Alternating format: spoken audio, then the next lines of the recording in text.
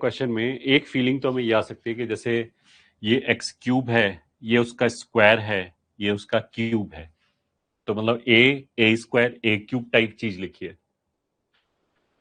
Plus अगर इसमें से हम 3 निकाल लें तो जैसे ये एक्स क्यूब का क्यूब हो गया, फिर उसका स्क्वायर भी है और लीनियर टर्म भी है, तो परफेक्ट क्यूब बनाने का 1 मिनट के लिए सोच सकते हैं। अब ए प्लस बी के होल क्यूब में a cube plus 3 a² b plus 3 ab² ऐसे करके आता है, तो 3 3 और आता है। तो अगर इसमें से मैंने 3 निकाला तो ये बचेगा 3/8 और एक्स क्यूब का स्क्वायर, ठीक है। प्लस फिर इसमें से 3 निकाला तो 9/64 9/64 बेसिकली 3/8 का स्क्वायर हो गया, तो ये हो गया ए क्यूब, ये 3 a² बी और ये 3 b² a एक्स क्यूब ऐसे हो गया। तो अब इसमें कमी कितने की बची? 3/8 के होल क्यूब की कमी बची। हाँ, तो वो हमने क्यूब एक ऐड कर लिया और एक सब्ट्रैक्ट कर लिया। चलो बराबर एक्स प्लस 3/8 का होल क्यूब माइनस 219/512,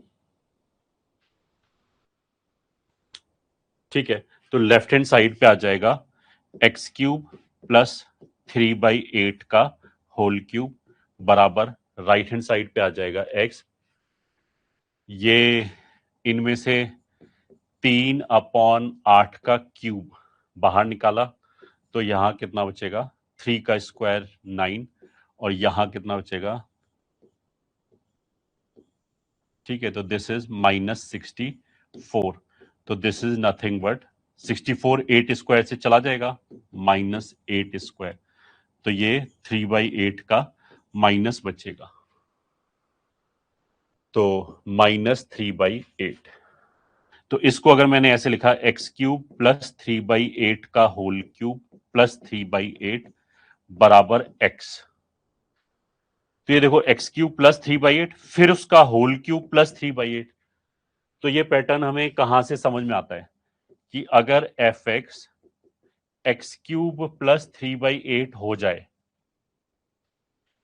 तो ये समथिंग का क्यूब प्लस 3/8 हो गया, तो ये एफ एक्स हो गया। तो लेफ्ट हैंड साइड जो है वो बेसिकली क्या हो जाएगा? एफ ऑफ एक्स बराबर एक्स, ठीक है। अब जो एफ एक्स है एक्स क्यूब प्लस 3/8, ये इन्वर्टेबल फंक्शन है, इंक्रीजिंग फंक्शन है, रेंज आ रहा है, दिखाई दे रहा है। तो इसको हम ऐसे लिख सकते हैं कि एफ एक्स बराबर एफ इनवर्स एक्स, इन्वर्टेबल है तो एफ एक्स बराबर एफ इनवर्स एक्स लिख सकते हैं। अच्छा, थोड़ी देर पहले हमने ऐसे बोला था यहां पे कि अगर फंक्शन इंक्रीजिंग है तो एफ एक्स बराबर एफ इनवर्स एक्स के सोल्यूशन एफ एक्स बराबर एक्स पे ही लाई करेंगे, फिर वो बाहर लाई नहीं कर सकते इसकी तरह। और उसका रीजनिंग भी हमने दिया था कि बाहर तो जब ही लाई कर सकते हैं जब एफ एक्स के ऊपर alpha comma beta and beta comma alpha दोनों ही लाई करें। तो इसमें क्या होगा कि फंक्शन अल्फा बीटा और बीटा अल्फा अगर दोनों से पास कर रहा है तो it can not be increasing function, it has to be decreasing function. तो इसलिए because F X increasing function है ये, ठीक है, as F X is increasing function, तो एफ एक्स बराबर एफ इनवर्स एक्स के सारे सोल्यूशन एफ एक्स बराबर एक्स पे लाई करेगा, ठीक है। और एफ एक्स क्या हो गया?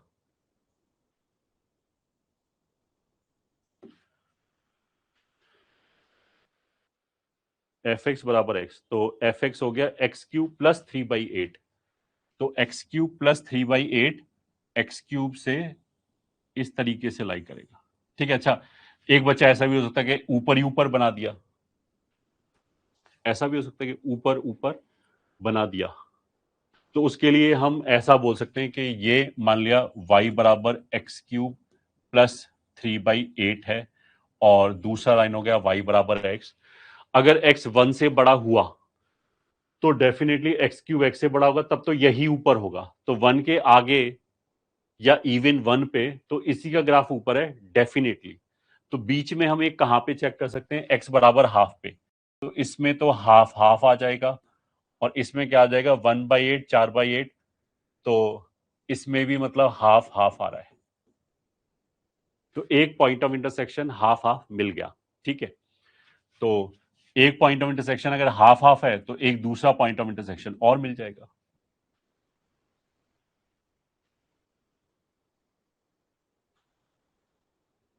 हाँ, बेसिकली डिफरेंशिएट करके भी निकाल सकते हैं इसके नंबर ऑफ सॉल्यूशन, बिल्कुल, क्योंकि केवल एक्स क्यूब और एक्स ही है, तो डिफरेंशिएट करेंगे तो वो भी आराम से आ जाएगा, that is not a big task.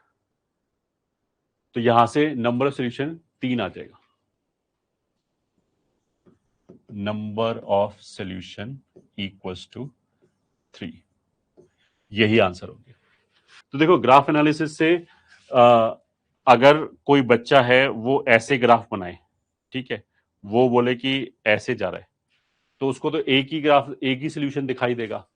अगर ग्राफ एनालिसिस में मैंने ये देख लिया कि ये इंटरसेक्ट करेगा, ठीक है, तो फिर क्या है, फिर डेकार्टे रूल की जरूरत ही नहीं, फिर यहीं से बता सकते हैं 3 आंसर।